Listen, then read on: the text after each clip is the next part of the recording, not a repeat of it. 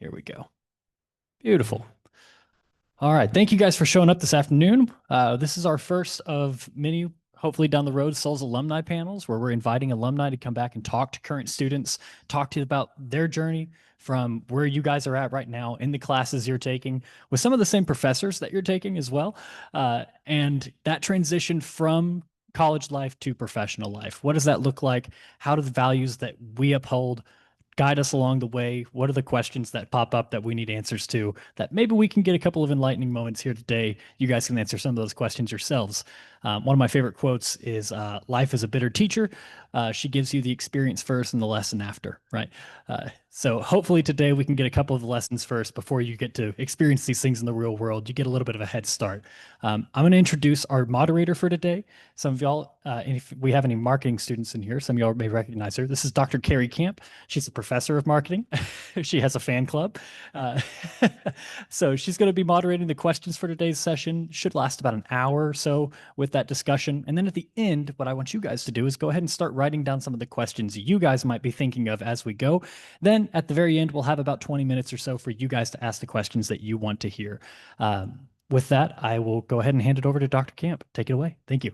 Great, thank you. And thank you all for being here today. And more importantly, thank you to the alumni who they're spending their time to invest in you. And so I want you to understand that they're very successful in their careers and they are taking time out of their day to share their insights so that you can also maybe find a pathway to their success because they probably all had different ways of getting there. So I'm going to let them, rather than reading you bios, I'm going to let them introduce themselves. But if you look on your stage to the left, you'll see Stephen Ray, and then next to him is Ethan Barrero. If you were in the morning session, you got to hear Ethan as well. And then Jesse Easton, and Nellie Pedroza. So they are our panelists for today. So why don't we don't have to go in any particular order.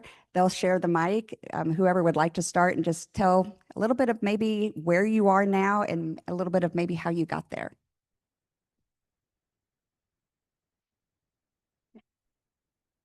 Hi, I am Jesse Easton.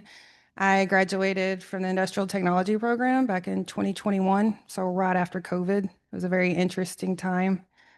I am currently a category manager at Komatsu Mining Company in Longview, Texas. I've been working there for about 4 years now. I started out as a contract buyer and kind of just worked my way up the ladder, involving myself more with the company and putting myself out there with senior management has really helped with that. Volunteering my time too has helped a lot. A little background, I'm married. I have a 21-year-old son that serves in the Air Force, very proud of him. And I have 2 stepkids, 16 and 12, and of course my 2 doodles, which are my babies. So I enjoy just traveling. We travel a lot to go to different sporting events. I was a Miami Dolphins fan, but not anymore.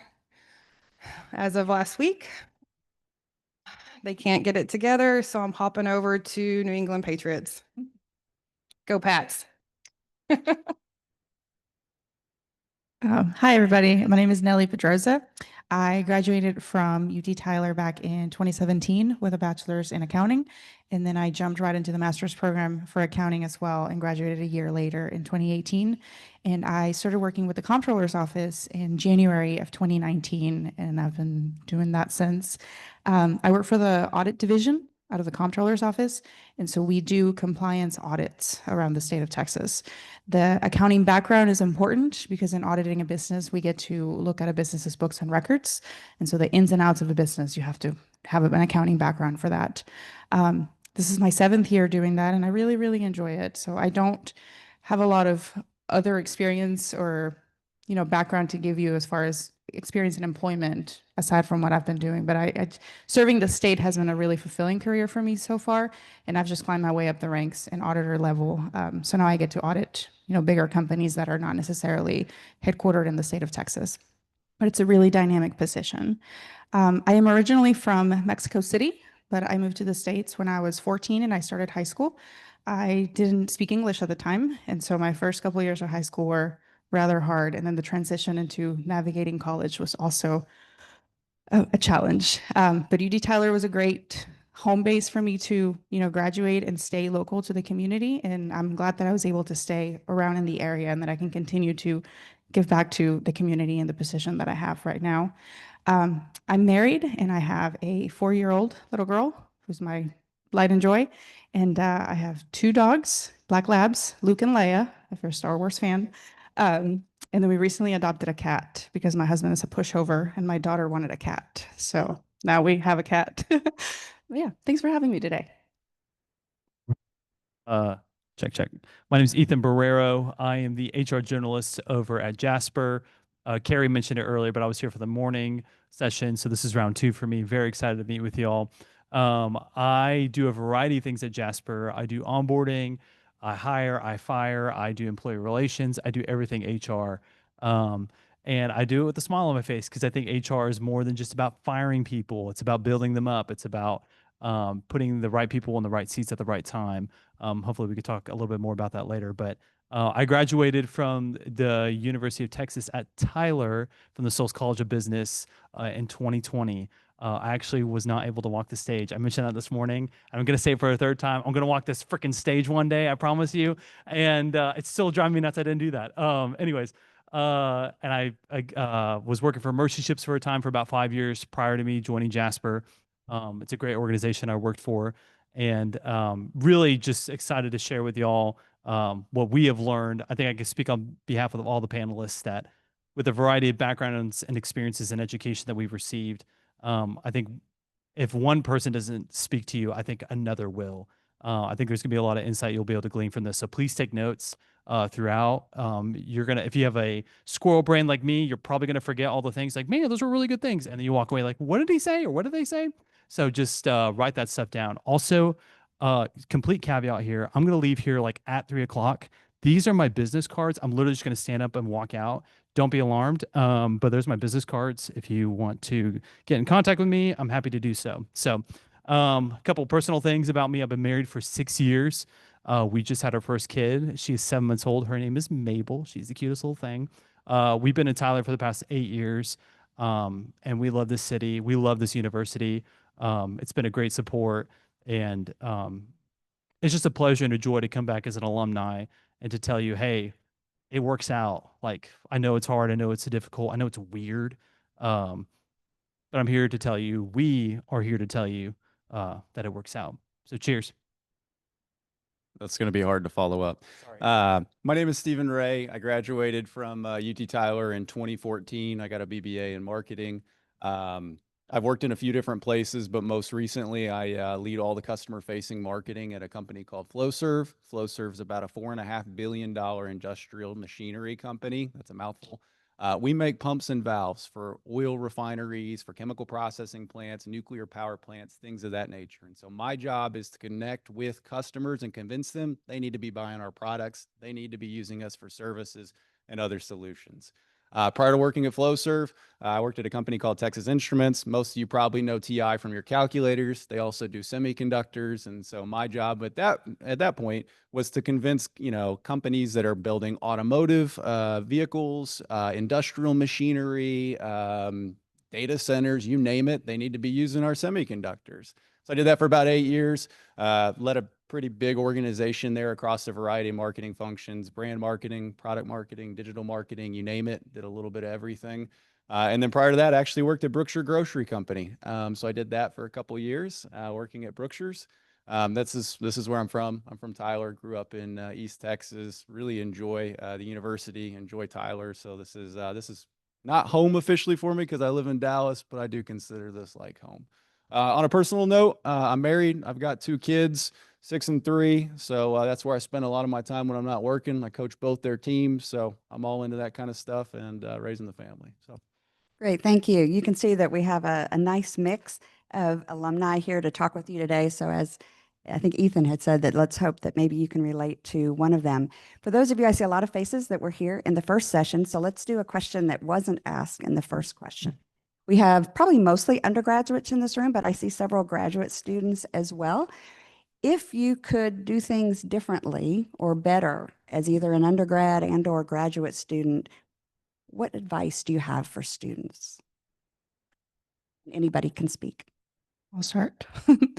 Um, I spent a lot of time in school just worried about my coursework, working on learning the material, and I think I failed at trying to build relationships with the faculty.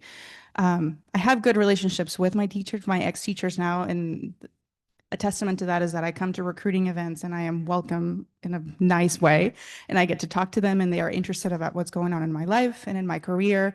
But I feel like I missed an opportunity in just going to office hours and sitting down with them. And yes, obviously asking questions about the materials that we were being taught and we were learning, but just try to get to know them more on a personal level. I think that that can open a lot of doors for you, even if not in a direct job connection, but just to get your brain going on like what are the different opportunities that I could derive from someone who has experience in this field and has been doing this and teaching so many people and now knows alumni, at this stage in life. Do they have any connections that I could benefit from? So if I could go back and start over, I would make sure that I would get to know my teachers maybe in a little bit more of a personal level. Yeah, I couldn't agree more. I think teachers, but also your classmates and others that are in your community, they're important, and working at companies that you could potentially want to work at. As you look at, a lot of where applicants are right now, a lot of people are applying to a ton of positions. I've seen on LinkedIn, I applied to 100 positions and haven't heard back. I'm going to tell you that's the wrong approach. You should be focusing on building relationships with the companies and organizations you want to work at. Your teachers probably have relationships with them. Some of your classmates may as well. There may be others. We're on the stage, maybe we're at a company or we know somebody, but networking is so critical. So I couldn't underscore that one enough. So networking is huge. So one thing I would have done differently is really connect with my peers better. I was a lot older than everybody in my class, and I felt like I didn't have a lot like connection with them. But I think they've reached out to me on LinkedIn in the last 2 years, asking questions about my job now and just getting to know them a little bit better. And then the networking part, my last year of college, I actually signed up for Leadership Longview, and that's through the Chamber of Commerce in Longview. I believe Tyler has that here as well. So it's a 9-month commitment. You get together once a month with around 25 to 26 other people. They're from different backgrounds, companies, major companies in the area, and you work on a project with them. And at the end of it, you graduate. And so I think that really helped me a lot, network. And the HR general at Komatsu is a graduate. She graduated the year before me. So just kind of knowing those people and knowing the community and helping them out more has helped a lot. It's really hard to follow up on everything because that is the thing I do regret the most is networking. I wish I did more.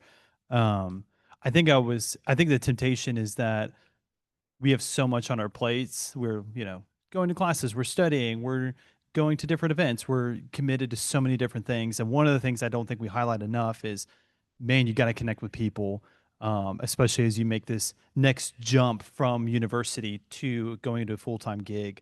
Internships are a great, great resource for that.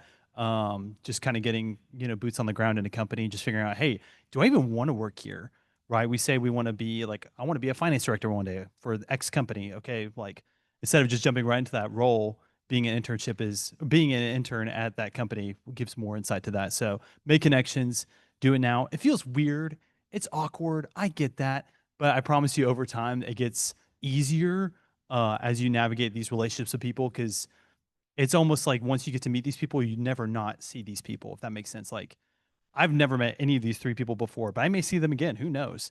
Even as we work in different industries. So even if it's not a company that you want to work for, make connections. You never know what kind of connections are here in Tyler, because not everyone knows everybody. But as I like to say, somebody knows somebody.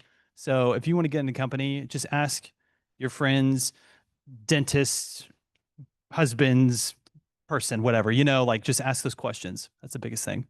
That's great advice. I think you've taken the first step today to be here. This is a networking event. They've left some business cards. You can connect with them, take their information. If they don't have a position, maybe they know somebody who does, and you can say, I sat there and I heard what you said. So you've taken the first step, whether your professor gave extra credit or you're here out of sincere desire. I would tell you to take advantage at any time you have the opportunity to meet professionals, because they're highly successful, which means they know a lot of people.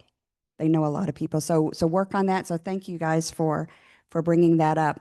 In the morning session, we'd also talked a little bit about values, but in particular, I'd like you to think maybe of a time that you had to make, especially early in your career, where you might have had to make a difficult decision, whether it was accepting your first position. Maybe you had a couple choices that you were deciding about. Maybe it was if you were exploring new opportunities. How do you make those difficult decisions, and how do you develop those values or support system to be able to try when you cross that point in your career where you have to make a difficult decision?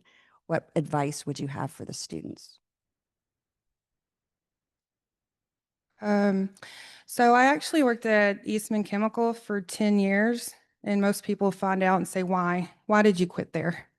Well, to me, it's more your career is not linear. It's not a linear path.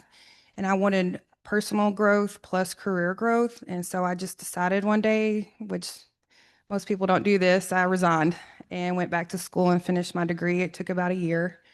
So I think that just knowing that it's not a linear path, there's going to be ups, there's going to be lows, and just finding out who I am and where I wanted to be in life and what makes me happy. And finding that work-life balance was very important to me. And I have seen that with the younger generation that's coming in, that's 100% truth, because I'm kind of in between the young and older generation, to the older generation where you have to stay in this field for the rest of your life and that's how you're going to retire. And I got to the point where I didn't want to do that and I was unhappy. And so I just kind of made that leap and just know that, it's not always going to be that way. You're not always going to be unhappy. Just kind of, you have to change it. Nobody else is going to do it for you.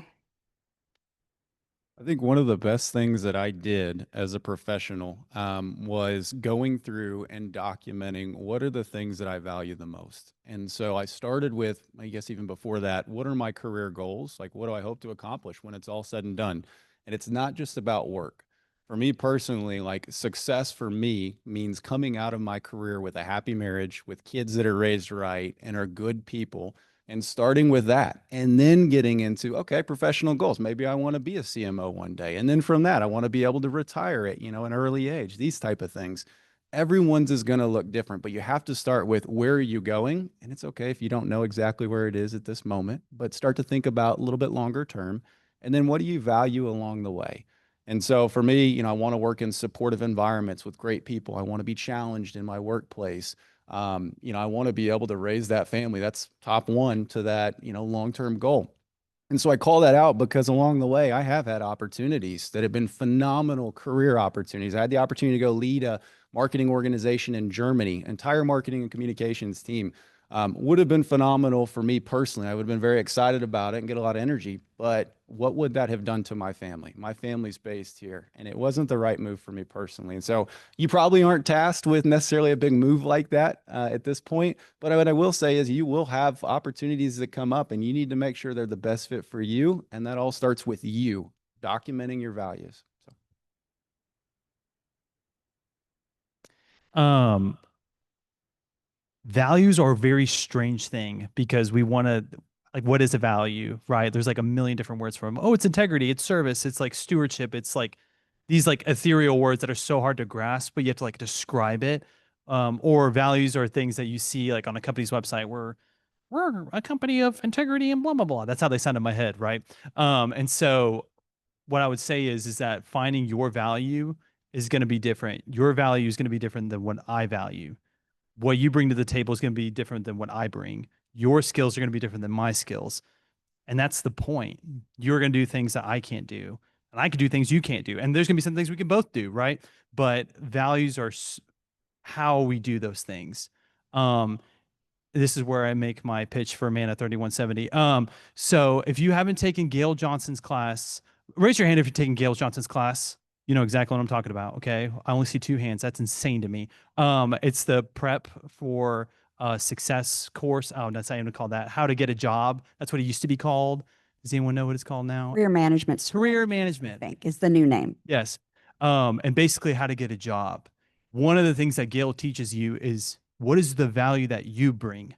Because it's going to be different than what they bring. And because right now it's really hard to tell. I know again, you're in classes, you're in university, you don't have some of you are working right now, some of you aren't working, some of you are kind of in between jobs, all that good stuff. But I think Gail's class, if you haven't taken it, will give you the application of, okay, this is my value. This is what I value. This is what I bring to the table, and giving you that confidence of saying, hey, this is who I am. This is what I value. Candidly, I probably wouldn't be sitting up here if it weren't for that class. I've had the knowledge in my head of what I think I liked or what I think I valued, but that class gave me the tangibility of like, okay, this is it. This is what I love to do. And it's just care for people. That's my job at the end of the day. And so going back to values, if you haven't taken that course, highly recommend you do so. Great. Good advice from all of you. Anybody else have anything to add? Just add to that, that don't be afraid to let your priorities and your values change. I couldn't echo more heavily what all of these people said about being family centered. After I became a mom, my priorities drastically changed. I came out of college thinking I'm going to climb the corporate ladder and I'm going to be the CEO, CFO, something big or other. And I was well on the path to do that. And the job that I currently have was kind of like a placeholder for me. Like I was going to go on to bigger and better things. But then I realized that I liked it. And at first I was afraid, and I asked myself, am I settling in what I'm doing?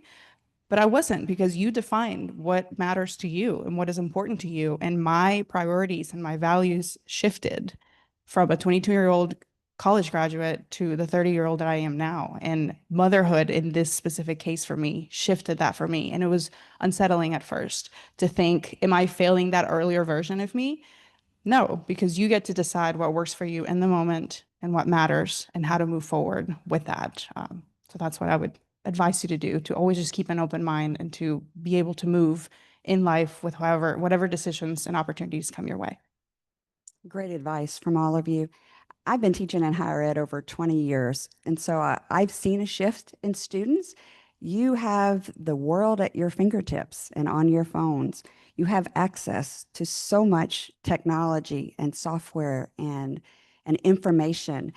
What advice do you have for students when they have such a vast amount of information that they can ask Siri or Alexa for the answer? They can look at ChatGPT. They can do all kinds of things. How should they, as they move forward in their careers, how should they use that technology? How can that help them, and how can that possibly cause issues?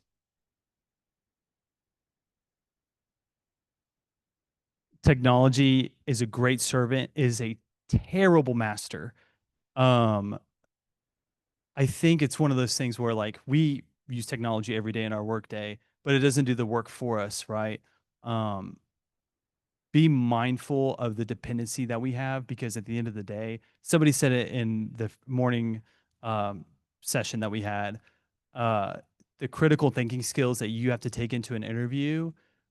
Your phone is in your back pocket, but you're not whipping out your Google phone and saying, "Oh, hang on, give me 1 second before I answer your question. Google, what is this? What's the answer to this?" Like, you're not doing that in an interview. You have to use your brain. You have to think through, hey, this is what the question is, and you have to be able to answer that or not answer it. There's gonna be some things where you're not gonna be able to have technology at your fingertips. Obviously, in your workplace, you probably will, but like in an interview, you won't. So I think having the appropriate sense of, okay, technology is a tool. It is not my all dependent resource. I think that's the line that it's not just you, it's all of us. We are all accountable to that, of not making it dependent, not us being dependent on it. I think there's a fine balance to that. It's a great servant, a terrible master. I'll say it again. Hot take.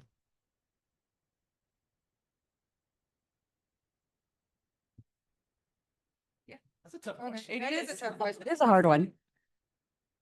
Yeah, so we utilize Copilot at work a lot, and I will write an email and then enter it into Copilot and say, make it more friendlier, because I'm a little aggressive, okay? But I have to, I have to remind myself, just getting out from behind that technology and doing the face-to-face talking with people will help you more than anything. And I know it's just great. I'll ask Copilot, what do I need to cook for supper tonight? And it answers for me. And for some reason, it knows what's in my refrigerator. I don't know how that happens, but just getting out, talking to your coworkers, talking to your peers, not relying on the social aspect of it. Is that the correct way to put that? Because it helps a lot with just me being up here talking to everyone. Because when you're doing that PowerPoint presentation in front of 50 people at a corporate level and the COO of the company is watching me, I can't just pull out my phone and say, oh, what was that again? I have to know this information. So it's great, but it's also a hinder. So I'm very pro AI in general. I think it can improve productivity across a range of applications and functions. But what I will say is we don't hire people who can just regurgitate what AI says. And so just to be really like transparent, corporate America, where it's focused right now is how do we improve productivity so through AI so that we may not have to have as many of the tactical execution based roles. We need people that are strategists. We need people that can prompt AI and can ultimately produce the end results of what we need. So as you think about what you're learning in your classes, the meat of what you're learning, extremely important. If you were going into ChatGPT and asking it for answers and just getting those answers back, putting them on paper, I'm sure you have ways of tracking that. But let's just say you didn't. You're not learning anything and you're not going to be as valuable into an organization you're trying to get hired into. So I want you to know I am very pro AI. Am I terribly scared of what that's going to mean in the future? Personally, I'm not. I don't have concerns overall, but I do think there's an opportunity for us to leverage it to utilize in better prompting, productivity results, and to do more tactical functions and operations that, are just not the highest value and the most fun to do. So. Stephen, to follow up, I had lunch with Stephen because he was one of my former students. So he and the dean and I had lunch. You mentioned something about resume writing and AI. Would you share that with the students? Can you give some inside scoop? I did. So, and we have HR up here, so you probably can tell us as well. Just to level set with everyone, if you use AI to write your resume, or hell, even if you use it on LinkedIn, there are tools out there that you can see how much of your resume, your LinkedIn, so on, was written by AI. And so companies, they don't have to go out and paste the document into a particular tool. It's just automatically screened as the resumes are coming in. So I do encourage you all, make sure you are writing your resume. Do use AI. You can use it to sharpen for, grammatical check, things like that, to give you ideas on, responsibilities that may be good to highlight and things you've done. But do not copy and paste because as soon as we get those, they just go straight to the trash. So. Sure. Good. Thank you so much for that insight. When we're looking, as we mentioned, they have more technology available to ever before, but the research also shows that you have more stress than any other generation has had due to social media pressures. Because you have such access to information, a lot of expectations are really high. So what advice do you have for students that may be experiencing a lot of stress or anxiety? Because this is a tough, those of us who've been there, we actually say this is a really good time of your life. I hate to tell you that, but we also know that it's a really stressful time. So is there any suggestions that you might give to handle stress, to get through those anxious times that they might be experiencing? All right, I'll kick us off here. Carrie may remember this. We didn't talk about this at lunch, but I walked into her office as a junior and I said, Dr. Camp, I'm getting a marketing degree. What do I do with this? And I had no idea. I really had no idea what I wanted to do. And you gave me, hey, there's 3 paths. You can do marketing, you can do management, you can do sales. Those are pretty common. And to be honest, I didn't know where to start. So this one hits home for me. I had a lot of anxiety about what am I going to do? And I, frankly, in that position, 12 years ago or so, something like that now, I wouldn't imagine I'd be in kind of the seat that I'm in now. But ultimately, the best advice I can give you, and it's not an expression that translates super well into English, but it is common in other cultures. Have you all heard the expression, how do you eat an elephant? Anybody heard that? One bite at a time. That's exactly right. So you've got to start with what is your elephant? And if that is you finding a job, then that's your elephant. What's your first step that you need to take? Is it simply, hey, I need to find a contact at this company. I need to update my resume. You start very, very small and just chip away at it. If you don't know, for example, what you want to do, it may just be identifying, what am I interested in? How do I start, networking? That could be your first step. But ultimately, it won't happen overnight. And so, whatever this big, daunting task you have in front of you, just know there's others going through it with you here. But if you break it into little pieces too, have open discussion about it, you probably can figure out a path to going about and being successful in completing it.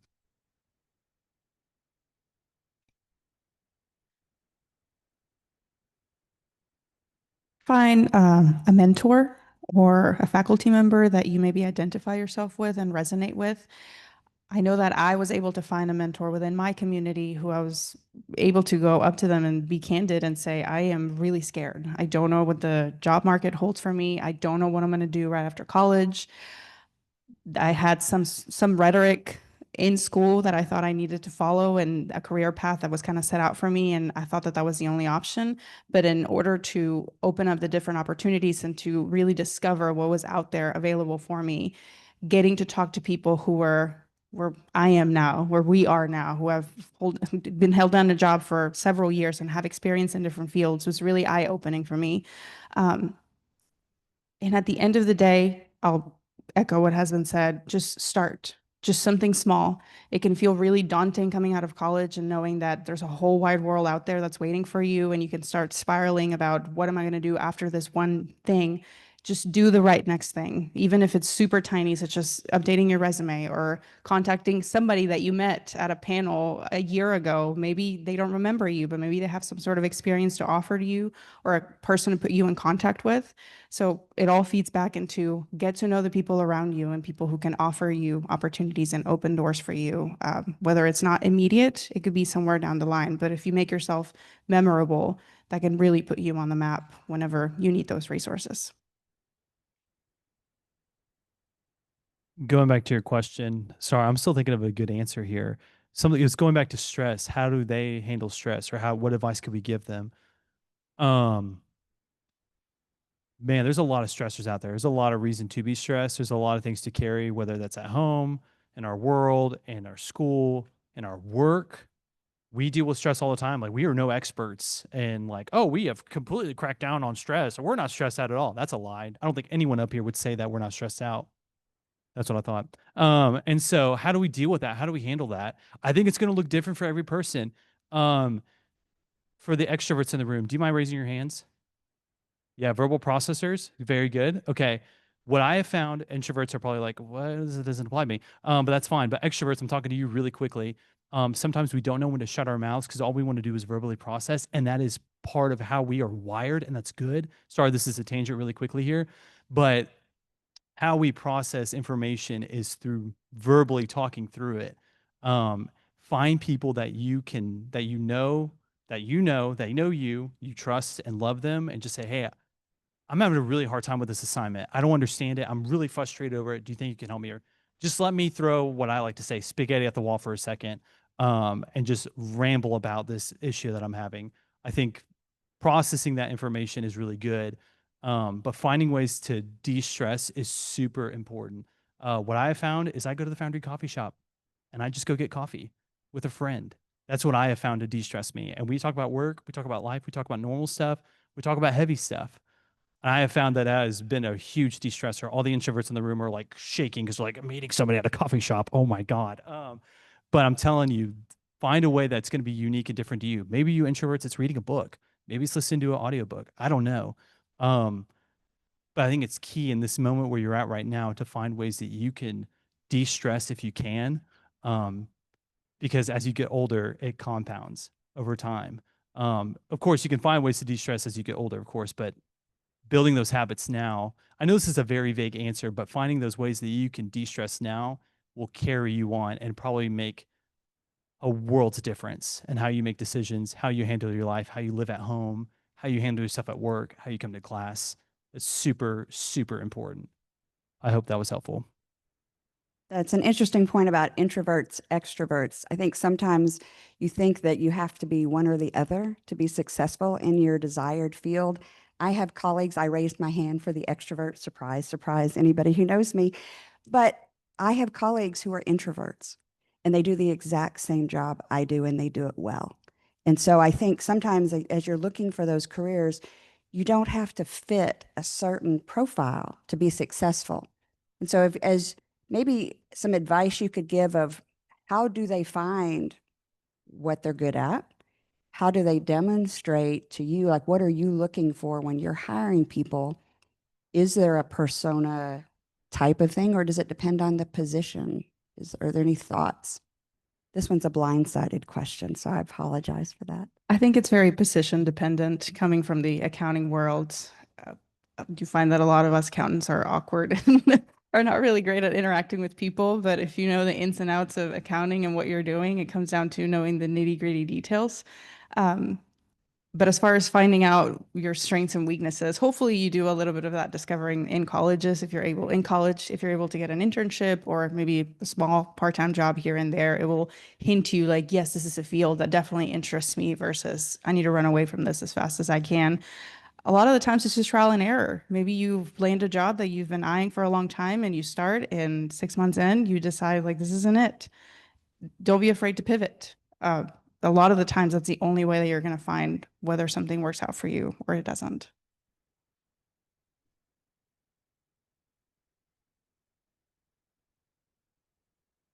So when I'm looking at hiring people, primarily what I'm looking at is, are you a good cultural fit for our organization? And do you have some kind of relevant experience to the position? Now, if you're coming out of college, you're saying, I may not have had any work experience. This job may say 1 to 2 years. Don't let that deter you. If you got experience in Dr. Camp's class where you've led case studies or you've any of these other teachers that you've got, that's experience. And frankly, I value that. When I say cultural fit, what I mean by that is each culture has a list, or sorry, each company has a list of values and behaviors that are important to their organization. Usually they're on the website. And so I'm looking for people that fit the mold of our company. And the importance of that is for us as somebody who's hiring and investing in you, we want to see, can you last at this company? Will you be an investment where I get you here for a year and you head out and then I got to rehire and train you all again? Or are you going to be somebody that lasts and grows in this organization? So those are kind of some of the things I look for.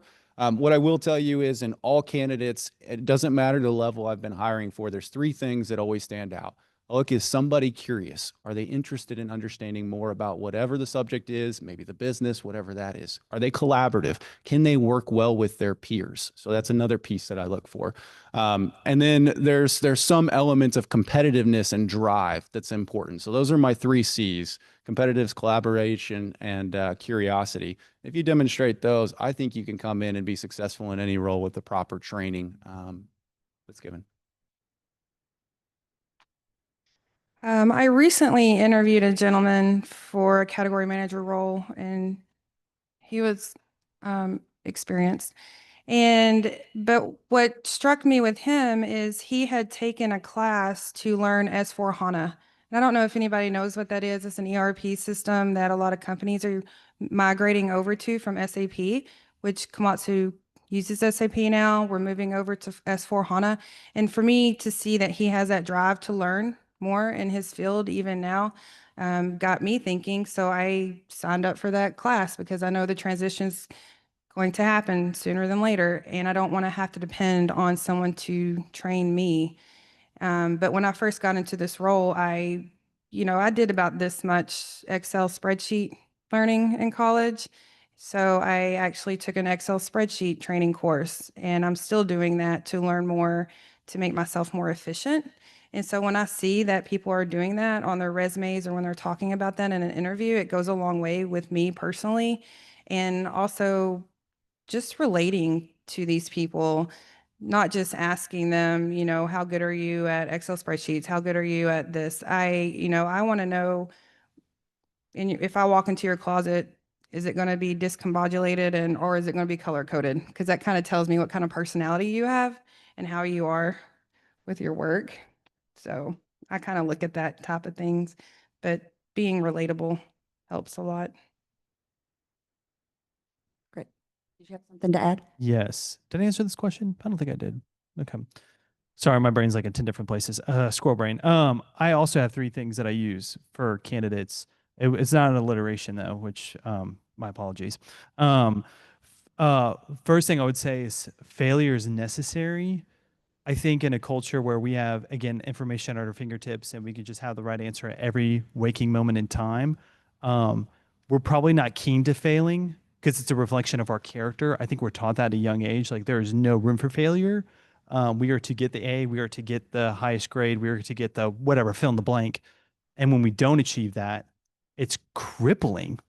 Or is it just me in the room? Yes, I'm seeing some head shakes. There's some head. Yeah. Okay. Cool.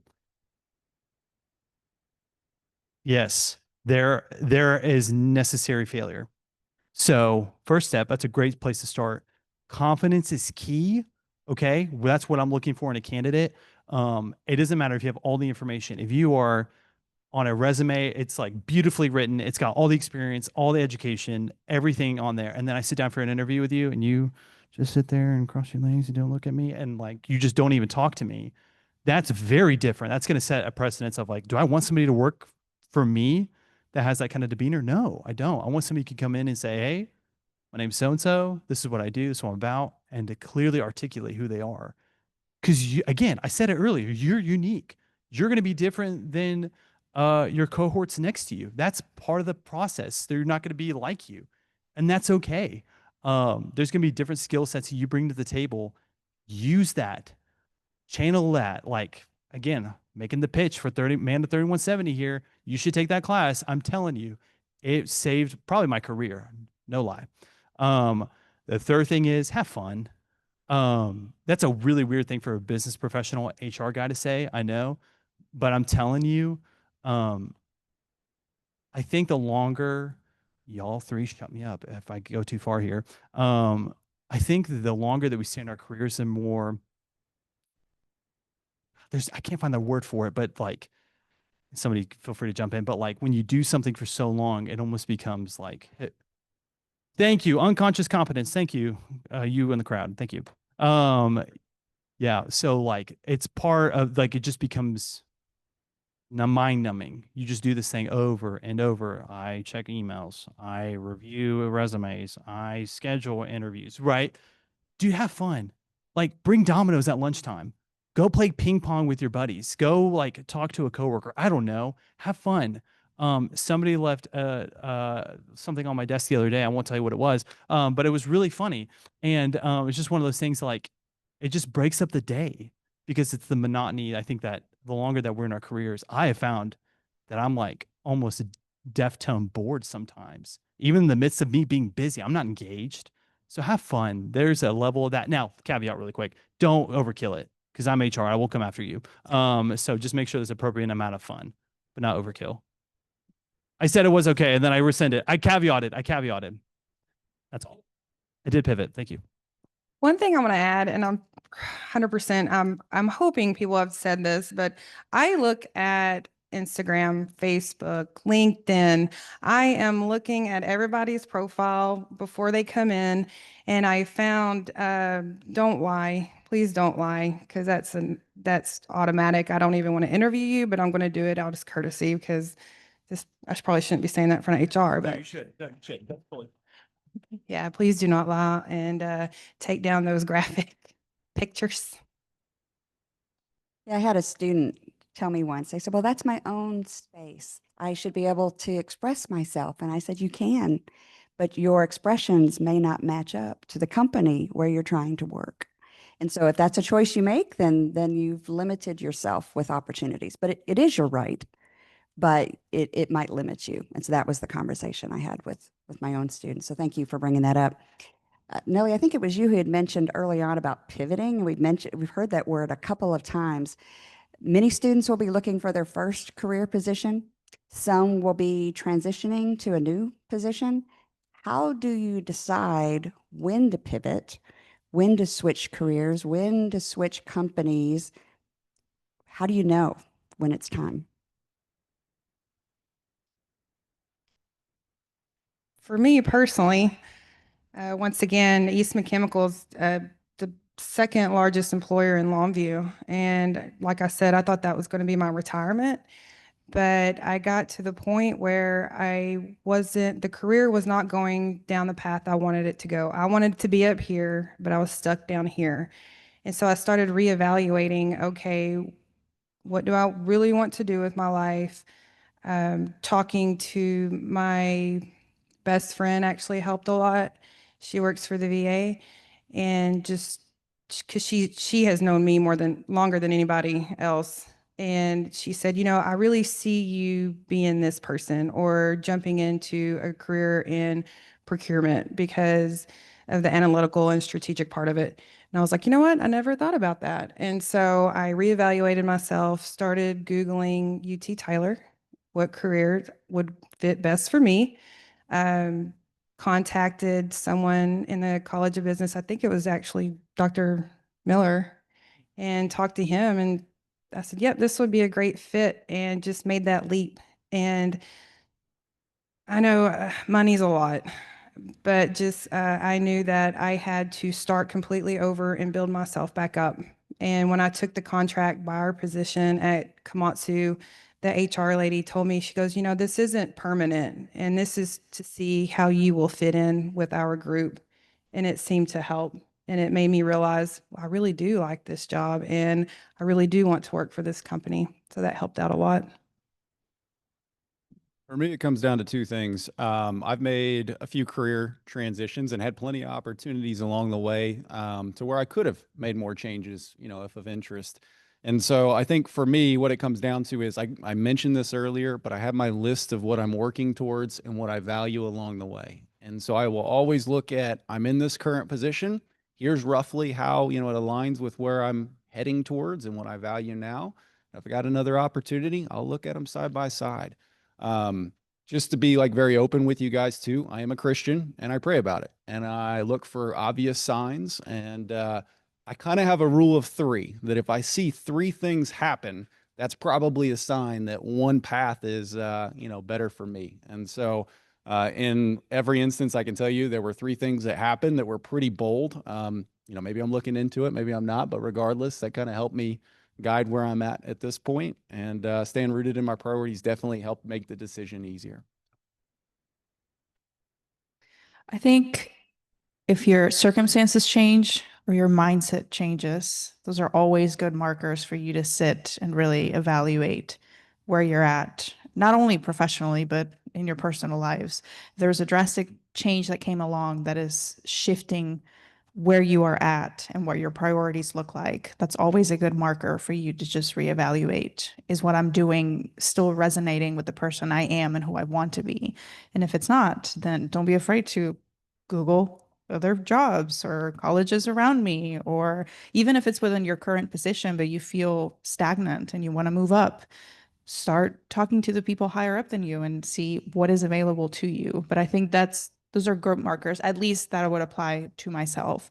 If something drastic changed in my life, that would open the door to really rethinking the position that I'm at. This is a really good question. Prior to my position, the one I'm taking now with the HR generalist at Jasper, I was an operations recruiter for Mercy Ships. I was there for 5 years, and that was not my first job there. When I moved here to Tyler, I was actually going to UT Tyler, started my undergrad here, and I was working at Mercy Ships as a dishwasher. I was washing dishes. And when I wasn't washing dishes, I was going to class and all that, and then I'd, you know, go back and forth in between. And over that course of 5 years, I started moving into different roles, marketing. I worked for the marine operations department for a little bit, became HR administrator for about a year, and then I was the operations recruiter for 2 years. I got to travel the United States. I got to go to LA, Columbus, Ohio, Miami, to Waco, to Austin. I've been all over. Got to see, meet so many different people, different backgrounds and experiences. Got to recruit chefs, IT managers, teachers to serve on board our vessels that we have along the west coast of Africa. And I remember in my time in LA, I got a cheeseburger and I brought it back to my hotel room and I sat down and I was like, do I really want to keep doing this? This is fun. I love the ministry. I love what the work I do, but this is, I don't think I want to keep doing this. And that's okay. I think it's okay to ask those questions. Like, just because you go into something doesn't mean you're like deadlocked into it. You can make a decision to step away or do something different. And like you, I am also a Christian. It's kind of weird sharing it up here, but I'm glad I am. I gave that to the Lord and I was like, hey, what is this for me? Is this where you call me to be? Am I called to be in this place at this time? And it was clearly abundant. Like your time's coming to an end here, and that's okay. And there was a job posting for HR generalist at Jasper. Didn't know anyone there. Just a hot take there. I didn't know anyone. And but all the friends I was surrounded by were like, "You'd be a great fit for this role." I went for my first interview. I was there for 3 hours. It was an hour-long interview. I was there for 3 hours. I was there all day. Came back for a second round of interviews at our fabrication shop where our welders are at. It's an inch of Troop. Our main location's in White House. Went to Troop after, and I sat and talked to my now then boss. He was interviewing me, and I walked away, and he was like, "One last question. What do you think?" And I was like, "I think this is it." And he's like, "Yeah, I think so too." And I've been there ever since, and I don't think I've been called away since. Um, I think there's an element of asking questions and having people around you that you can just say, "Hey, what do you think about this?" Like, "Hey, here's an opportunity I have. I'm thinking this and this and this. I think this is the right way. What do you think?" And that way you get feedback. Man, using your classmates, friends, family, just getting feedback. I think it's a great tool of figuring out, hey, is this the right place for me or not? I know it sounds silly and trivial, but I'm telling you, when you use those resources around you, it makes a world's difference. Don't sit there and just say, yeah, like, I think I want to do this. Like, be definitive in what you want to do. Gary, I don't know if you shared it already. I don't remember hearing it, but do you remember, gosh, it was, you probably still have a statistic, but how many students or how many people stay in their first jobs? I don't remember what it was. It's very low. Very I don't low. know, we don't have any HR specialists in the room that would know, but it's extremely low. I do know, on the other hand, if you do an internship, that usually about 80 to 85% of those who do an internship get offered a job by that company. So just file that away. But turnover in the first position, I don't even know. I'll look that up, but it's usually you will not finish your career in the position that you take when you start, which is the other, should reduce a little anxiety for you. You're not in a marriage with these businesses that we hope marriages are lifetime. Your first job could be a learning lesson. I know that Stephen had lots of choices that he did after you finished your master's degree in particular, and he was trying to choose, and so he made a conscious decision of what company to work for based upon their training program. And so you make decisions based on what's important to you at that time. So yes, you have something to add? I actually started out as a pharmacy technician back in 2000, and having that background and then going into chemicals, and now I'm in sourcing. I actually had a doctorate of pharmacy contact me for a job that had opened up at Cardinal Health in Dallas. And so just having that diverse background has really helped me with different jobs. So yeah, don't be scared to leave if you don't like it. Hop around. Well, I think we are almost to the end of our time of this part of the panel, but now it gets to turn to you. There are probably some things that we didn't cover, some questions that I didn't ask. You have a group of people who care about you and care about this university and want you to be successful. Sometimes we bring speakers in that aren't from UT Tyler, but these are your alum, your fellow alum, and they want you to be successful. So what questions do you have for them? Brian has a microphone. So if anyone has a question that they'd like to ask, just raise your hand. Yes, down front.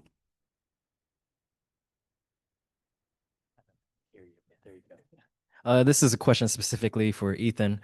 I'm very interested in how, because I'm taking an intros to HR class right now, and I'm finding that a lot of the principles of, just taking care of people and really, maintaining it. How would you say an organizational structure within a business affects the motivation and kind of that value of loyalty within those employees? And how do you manage that? That type of thing. Yeah, I think it depends on, if I understand your question correctly, how do you care for people well in the organization you're in? And Yeah. Okay. Leadership. Leadership is key. Um, m- Candidly, I can't do my job well if my leadership above me, right, directors, executive level, are on the same page as we are, if that makes sense. If they're not living, for example, if they're not living out the value of integrity, how can I live out the value of integrity if that's not been set? If that's not been the precedence for me, therefore can't be the precedence for my employees. Or if they're not serving my employees, right? One of our values is also service. If they're not serving, if they're not being a part of the community, or serving other employees in a way that's, part of our values, then how can I do that? Um, there's only so much that I can do. HR's probably been, I remember reading a book once, HR is like a cultural gatekeeper. It can be, but I think even more so, it is the people that I report to. And that's what I'm looking for. When I interviewed with Jasper, that was what I was looking for. You said you're people with integrity. You say you're people with service. Tell me why, or tell me how. I want to see tangible evidence, and I have. And I'm literally sitting here taking my afternoon off because they want me to be here. That's how I know they mean what they say. And that's been something that's been really cool for me to live out, is that I could be a person of service by literally being here, taking my afternoon, and being here with y'all. Yes. Yeah. It's a vertical alignment that we're all on the same page. Nobody's above or beneath our values. Great question. Other questions? Yes, go get a mic to you.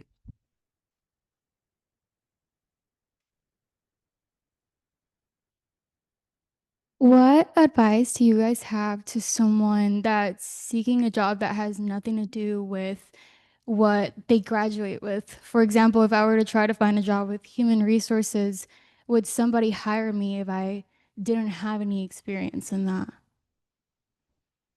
What's your major? I would follow up with management. Management. Am I going to answer this again? Okay. No, that's good. Okay, so do you want to go into HR? You don't know. Where are you at? Are you junior, senior? Senior? Okay, so when do you graduate? Okay, a year from now. So you'll graduate in the fall of 26. Okay, so you've got a year. So you say you don't have any experience. I beg the Big Dipper. That's what I say. You have a year to figure that out. Internships, you have part-time opportunities. There are organizations that are literally sitting up here that I know for a fact they have internships, that they have off and on throughout the year. And if it's not one of us, I said it earlier, somebody knows somebody. We can like vouch for you. Your professors probably have connections. I know that man in the back in the suit. He always posts stuff. If you haven't followed him on LinkedIn, every time I hop on, he's literally posting like 20 positions a day. So there are opportunities and they come and go. And I understand that the market's hard. It's a very difficult time to get a job.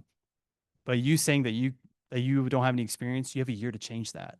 And you have internships, I think that there's a plethora of them for spring to summer to fall. Does that answer your question? I think another thing that internships do is it lets you know if you like that or not. And so you'd rather figure that out, at least in my opinion, while you're a student. That's one of the things that I think is a blessing with your experience at UT Tyler. You get the opportunity to fail or to find something that you're like, this isn't for me. That's a win. That's a win because now you're starting to focus. You're starting to go down that funnel of, okay, this one's not a good fit, but this one is. So if you think you might be interested, I would encourage you to try to find an opportunity to see if it's a right fit. Yeah, Stephen Goad is one of our alum. He works at Train Ingersoll Rand. And so I don't know if they could hear. Do you have the microphone, Brian, where you could let him repeat it? So we always say that an internship is an extended interview for both sides. It allows us to interview you for the time that you have you, and you to interview us for the time that we have you. Great. Thank you, Stephen. So just to give you additional perspective, I hired a chemical engineer for a marketing internship. And if you're like, why the hell would you do that? She had great case studies, projects. She'd worked on her family business. And so she could demonstrate marketing experience for an internship that I was like, you know what? She's sharp. She fits our cultural values, but more than anything, she can show me she knows how to do the job well. So Biggest thing is you probably won't get that job if you come in with zero experience and you can't show your connection to that. But if you can build up experience through classes, case studies, through part-time projects, helping your family out, something, you can walk in the door, even if it's a different major. If you're looking for experience, we have nonprofits all the time that are begging for help. Sometimes they're unpaid, so that's a negative to the nonprofits. But if you're trying to get your experience, that's a win. And so, that's an investment in your own future. So there are plenty of opportunities, no matter what your field is, if you're trying to get that experience.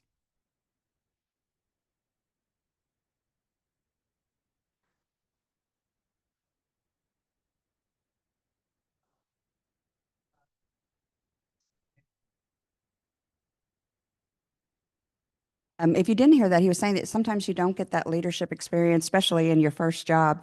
Usually they're not asking you to run things, but you have the opportunity with student organizations on campus to have leadership roles. Most organizations are begging for you to be a leader of their organization. And so that's a great way to build those skills and that experience as well. So thank you. Thank you for that comment. Other questions? I know it's late in the day. Yes, we have a question. I'm coming. And Ethan, I don't want to make you late. Did you need to go? Okay. How do you leverage having diverse experience in your background? You mentioned before that you came from a healthcare background. I also do too. And I'm trying to get into technology. And I was wondering just how you leveraged that experience. Leverage it as in just jumping into it. I mean, so as a pharmacy technician, moved into the chemical field and I just took a leap. But the thing is, here's kind of how it all started with my degree.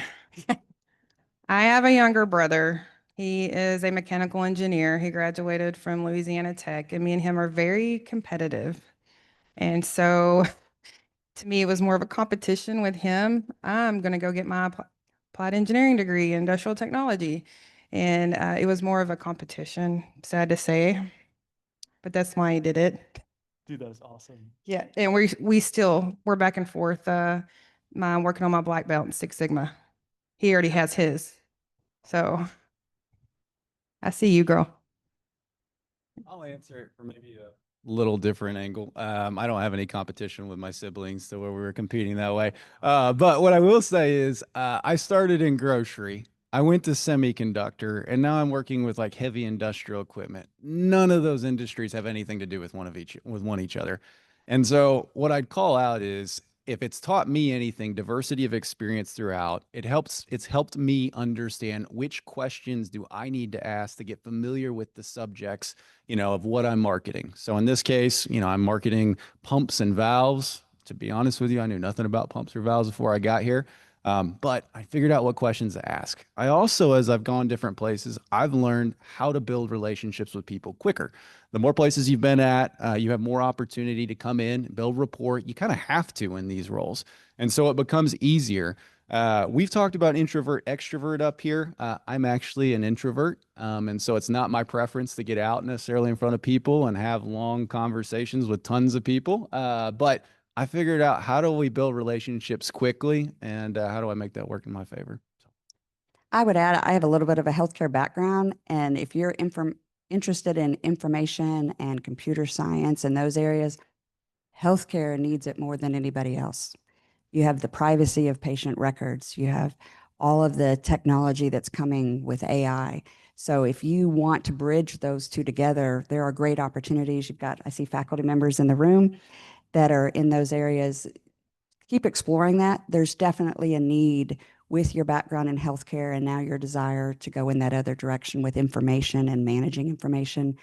That's a critical need within healthcare. Other questions?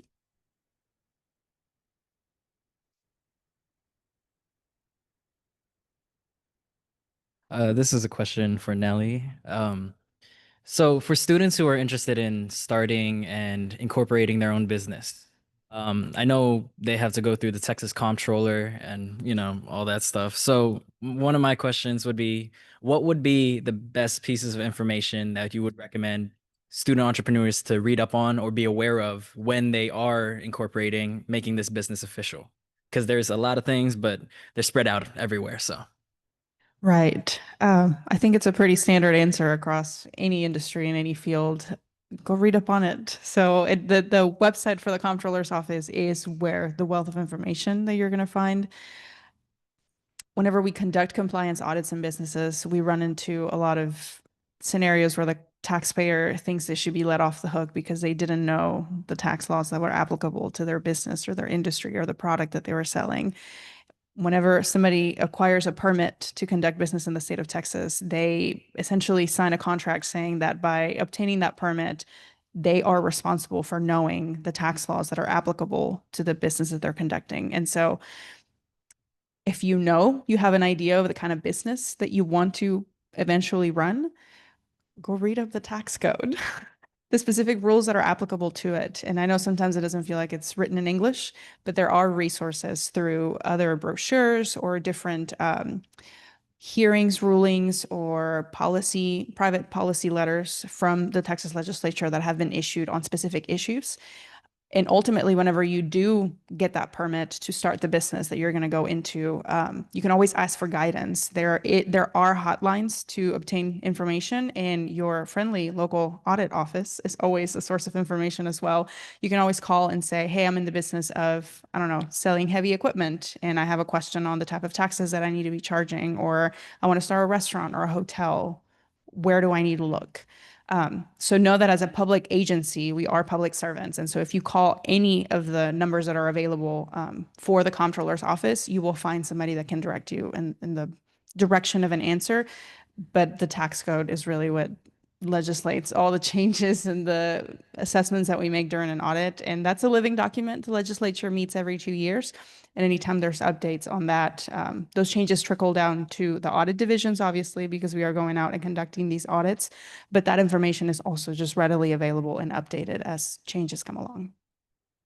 You may know, I think you may know that we have a great resource here at the university. Andy Alvarado, will you just wave to everybody? He's with, and I don't know if Brandon was here. He was here earlier. Brandon Reynolds. We have the East Texas Launchpad. It's a resource for you as a student and an alumni. If you have a passion for starting a business, they are the resource to help you get started. There's also, once you get out in the community, you can still come back to UT Tyler. We're always here for you. But there's also the small business development centers that are paid for by your tax dollars to help businesses get started and employ people. So there's a lot of resources that are available to you. I saw a question somewhere. I'm just curious, as people who have hired people, like, what would you say the best way to stand out from competitor or not competitors, but other people competing for the same job? And alternatively, are there things that you're not supposed to say or do, you know, other than the obvious during an interview, something that may turn you off to that person in your mind? Things to help you stand out. Y'all are going to be tired of hearing this, but I think it is very important, and that is networking. If you have a connection that can get you in the door, that's how I've gotten just about every job I've ever had. It's how I've hired a lot of people. I had a buddy reach out to me this morning and say, "Hey, look, this position at your company looks interesting. You know, I'd like to apply for it. I want to use you as a referral." And made the connection. He's already got an interview scheduled. That was this morning. That's how stuff gets done. It's connections, it's your network, and being able to influence them. As far as what are turnoffs during interviews and probably things that'll just kind of get you out of there, I'm going to give you one that you probably won't like to hear, but it is important. We talked about work-life balance earlier. I will be the first to tell you work-life balance is important, or finding some version of what that is for you. When you come into an interview, I would go very lightly in asking questions about work-life balance, because what I'm looking for is, are you willing to commit and do this job? I have no problem with work-life balance. I don't make people or expect them to work more than 40 hours a week if that's what you're paid to do. But I had a girl one time tell me, well, it's really life-work balance, Stephen. And life needs to be driving, what you're doing at work. And maybe that's true, maybe it's not. But the first thought that went to my head, it was just a bias that immediately came in, is she going to be able to do this job? Because I need people that can deliver at the same time. So I'm not saying any of you would mention it. There's nothing wrong with asking a question about, how do you do work-life balance? But be careful in how you frame it and don't harp on it. Yeah, networking, it's huge. I used to serve on the East Texas Literacy Council Board, and that kind of opened a lot of doors for me and other people in the past.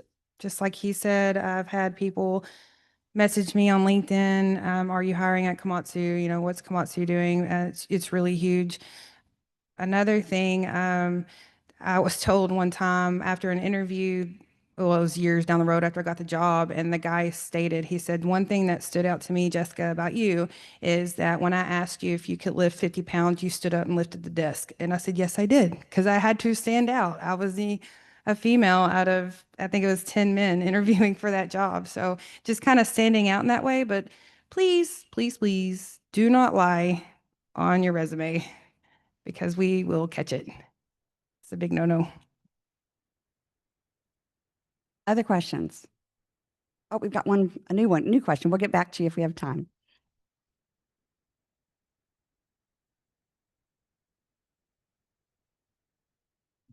Okay, so I do have two questions, one for Stephen and one for Jessica. So for you, I do know that in marketing there are different industries you can market for. So how do you know which industry you should market for, and if you are open to anything?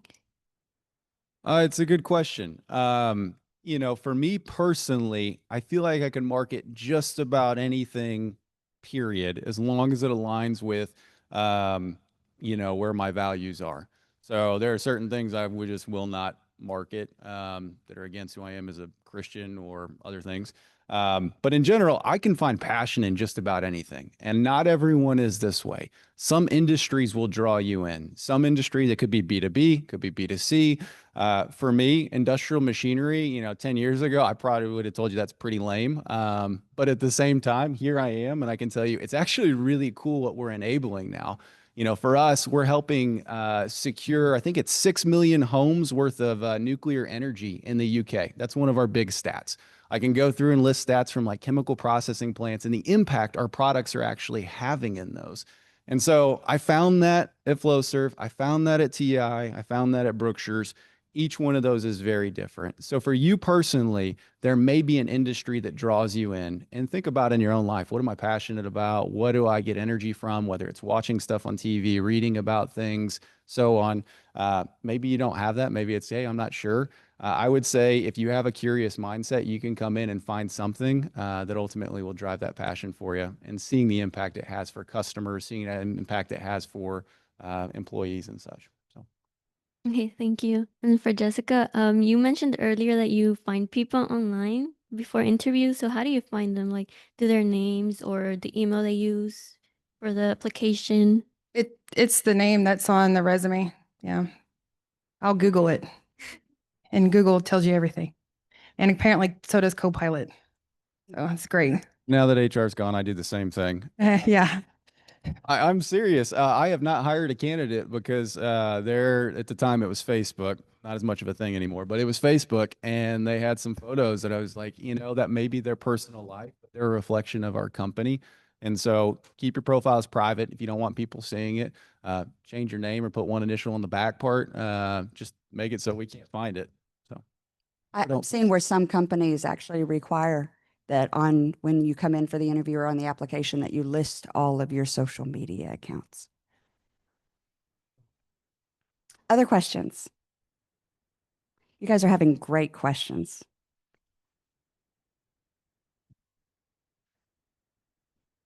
All right. Well, first I need to start off by saying I'm a junior here at UT Tyler. My freshman year, we used to do our like career panels. Like I was in class and it just clicked for me when you said working at Brookshire's. You're the reason why I started working at my marketing coordination position at UT with Sodexo. So I started off as the intern within that first year, then I got the position because I didn't want to do it. I'm like, this is the food industry. I want to do like construction. I want to do real estate. And you said you just have to start. You have to get your foot in the door. And once you said that, and it's crazy because I feel like that hearing you say that changed the whole course of my life where I'm right now. And that's why this is my business partner right here. I actually left Sodexo. I put my 2 weeks notice in because I've been an entrepreneur, but like it started by you rooting something, planting a seed of saying, just get started somewhere. So I thank you for that. Seriously. Can we get a round of applause for that? I will tell you, I appreciate you sharing that. That's exactly why I'm here. If I can help any of you out, that's the purpose in doing this. So I'm excited to hear that. By the way, you did that. You got to that point. Now you're working with him. So congrats to you, man. Thank you. Okay. And so that question is, I know that our panelists have had a lot said about family, and a lot of us here at college in general, we're young and we don't have family. So what is your mindset with chasing and working hard for that lifestyle or that goal?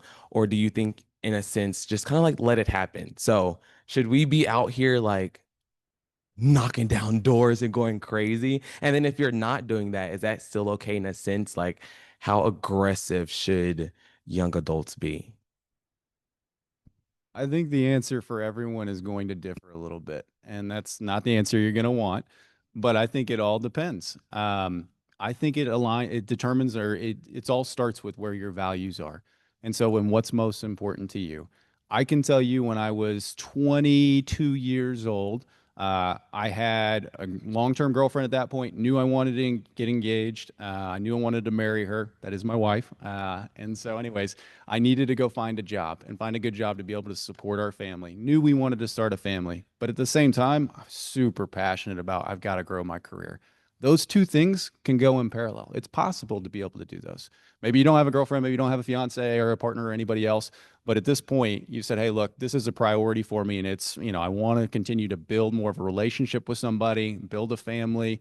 Then that's where you should spend your time. If it's more on the work side and you said, hey, I'm interested here and I want to go deeper and build this career and get a start with it, it's possible to do both throughout. They don't have to be one or the other. Um, this comment on work-life balance is a good example of it. There is no balance between the two. Sometimes one will demand more and the other will demand less, and other times it'll be flipped. So I think it depends on the individual and the scenario and what you value. But with where you're at right now, I would say go all in on both if you can. So. Yeah, just kind of jump in. So I met this girl at my son went to Louisiana Tech, and I met her at one of his frat ragers keg party. And, alcohol was flowing, and she started saying, oh, I want to be in procurement. So I said, okay, send me your resume and I'll get it submitted. Well, she actually did an internship at Komatsu in Longview. She moved from Louisiana to Longview, Texas. Well, there's not much happening here. I'm sorry. So after that 6-month contract, she decided, well, this isn't for me. So just her trying it out in a different city, in a different state. And then now I think she's in New York doing something for strategic sourcing. So I'll add a personal story to that. My son worked for Microsoft right out of college, and he busted his tail for 12 years.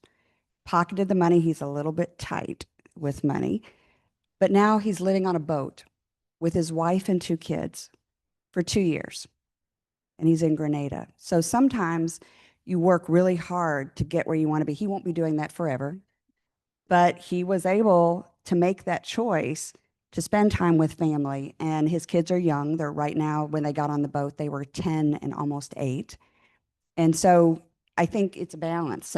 And that will shift and pivot throughout your life, but figure out what's important, what you want right now, and then you can shift and do it differently later on. Other questions? One more question?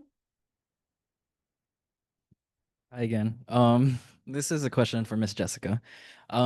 Something that I have a background in is operational management and just understanding how everything flows together. When I say experience and background, not too extensive, just a little bit. I wanted to ask you, what would you say are 3 key indicators that an operation flow is sustainable, it works, and it is strong for the business that it's within? operational flow. Okay. Accountability, number 1, learning to grow.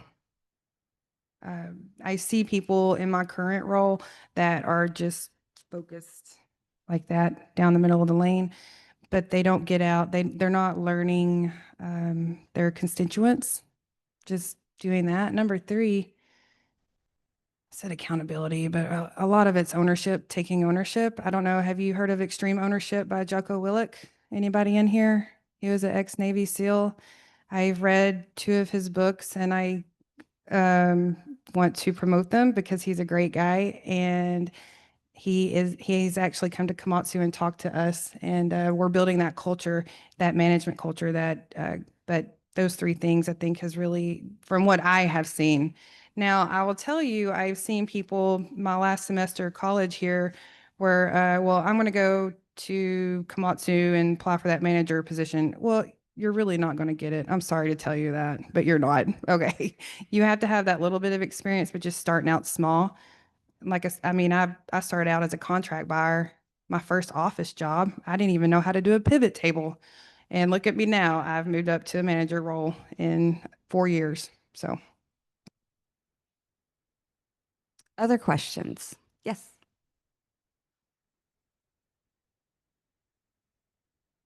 My question's actually for Nelly. I know there's a lot of like pressure to either go into like public accounting or industry is the main thing I've seen in my major. But what helped you make the decision to go into the comptroller's office? The recruiter at the time, who was now my boss, essentially sold me on the job.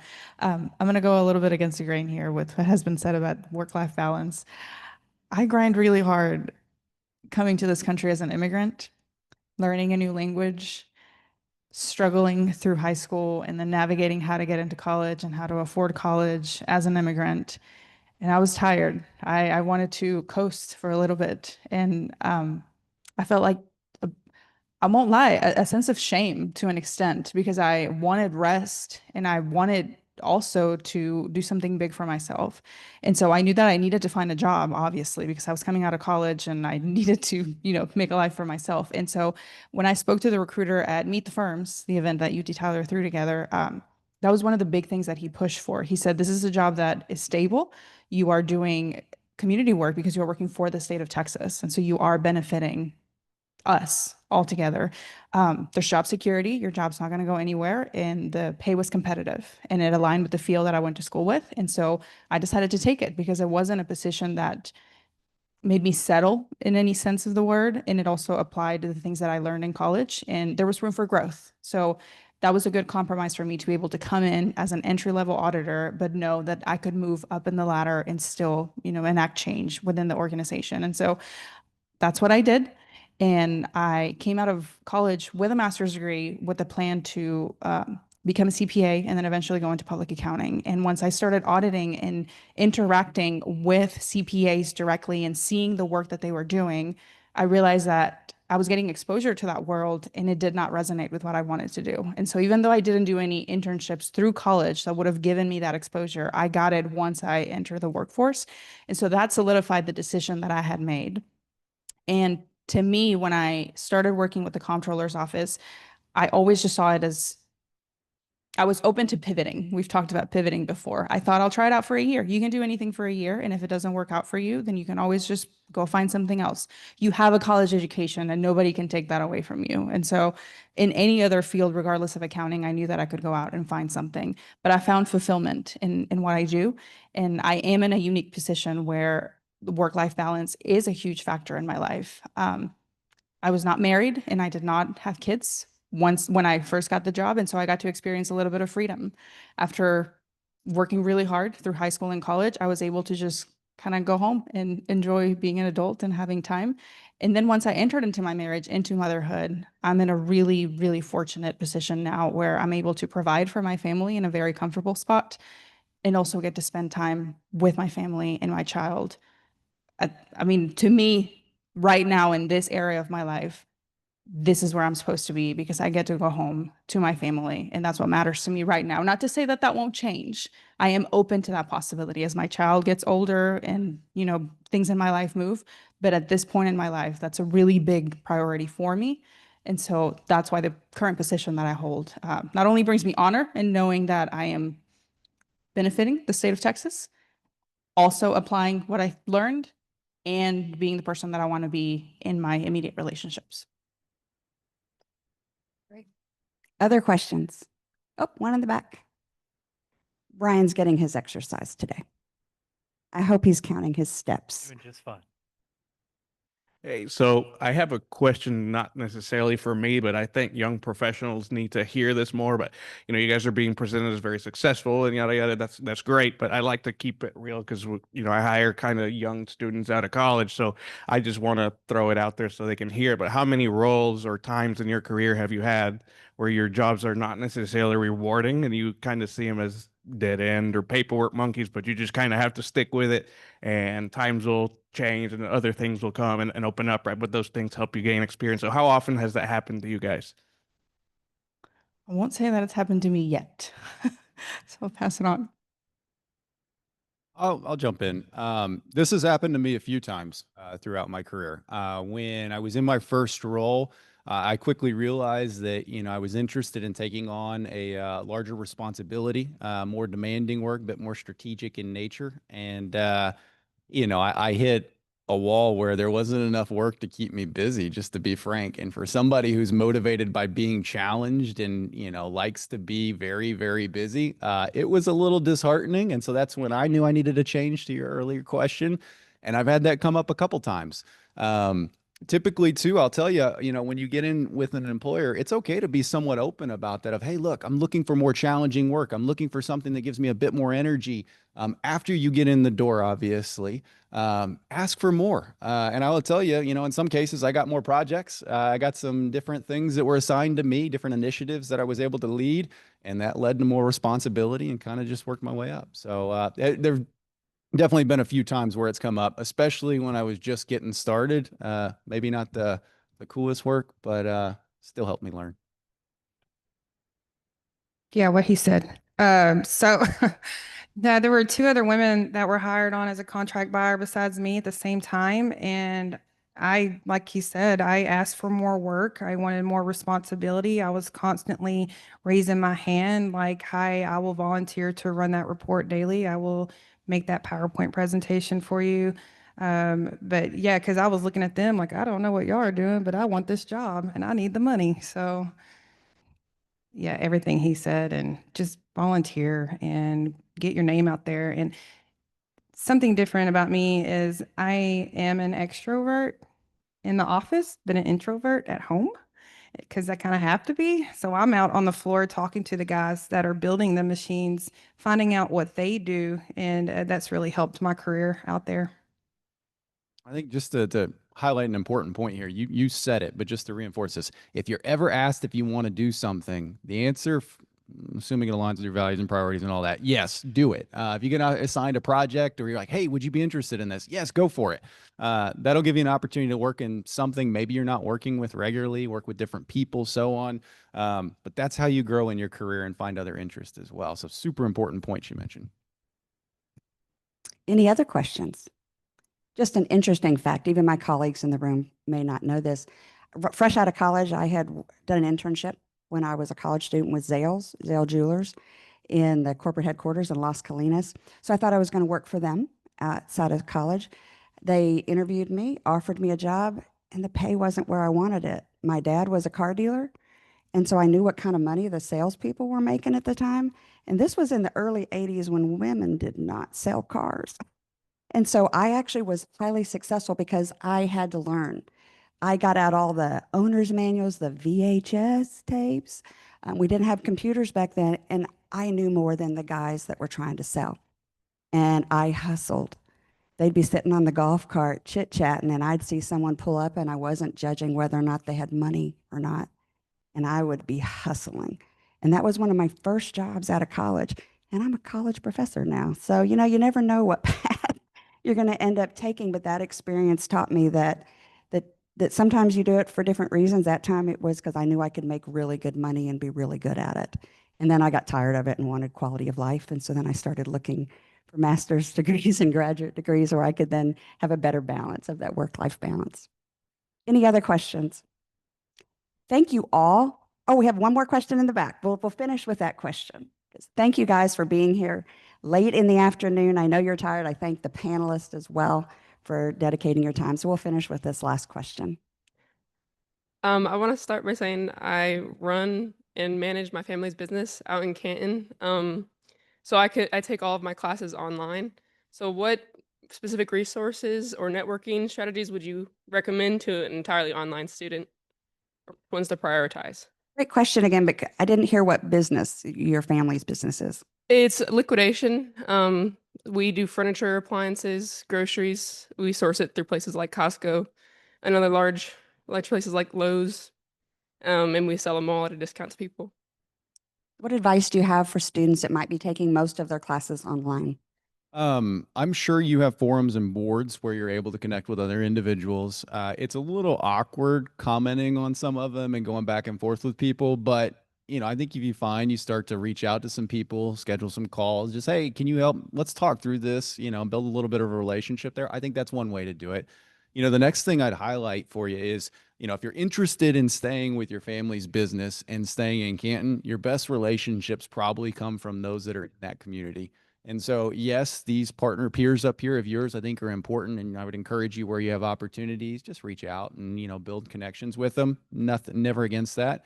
But ultimately, if you're going to stay with family business, stay in Canton, then probably focus on that community and building rapport there and relationships. If you're looking to go broader, then you got to figure out your targets, which companies, which areas, and there's different approaches you can take. Happy to talk to you about it later, depending on what your interests are. A couple different options there.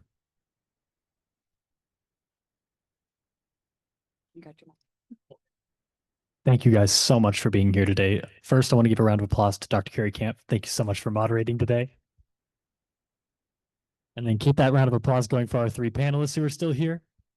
And even though he can't hear it, let's give another small round of applause for Ethan, who has stepped out. Just so y'all know, Ethan actually, he called me last night and he's somehow got my cell phone number. I didn't realize this. He knew a mutual friend of ours and called me and said, hey, can I do both panels today? So he's been an absolute rock star today. He couldn't stay for the rest of it, but he texted me on his way out. Tell students they can call or email me if they have questions. My cards are at the front. So he wanted to really let you guys know he's interested in talking to you guys. He stayed after the first panel longer than he needed to talk to students. So he's more than welcome to share that with you guys as well. So what we're going to do now is we're going to go ahead and break. If you guys want to come up, shake the hands of our panelists, network, talk to them a little bit, feel free to do so. We also have some water bottles and little Souls College business cookies out in the lobby area outside of 180 here. So feel free to grab one of those on your way out. Other than that, thank you guys for being here, supporting today's event. Hope you guys have a great rest of your week. Hey, wait, real quick. Can I get a selfie picture for proof that I was actually here and not missing out on work from my boss?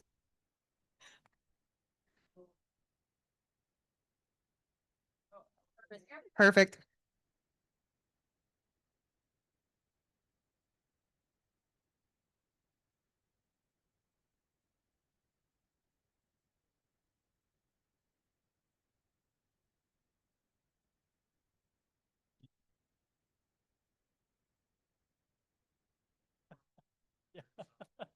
I can take the picture.